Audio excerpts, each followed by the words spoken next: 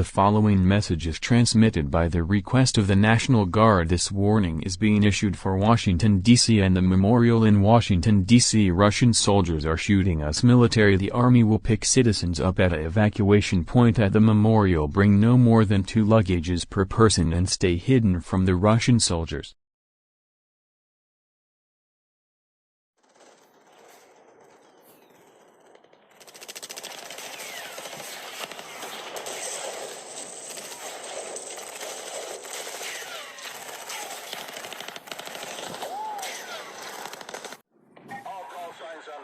This is the Washington Monument evac site.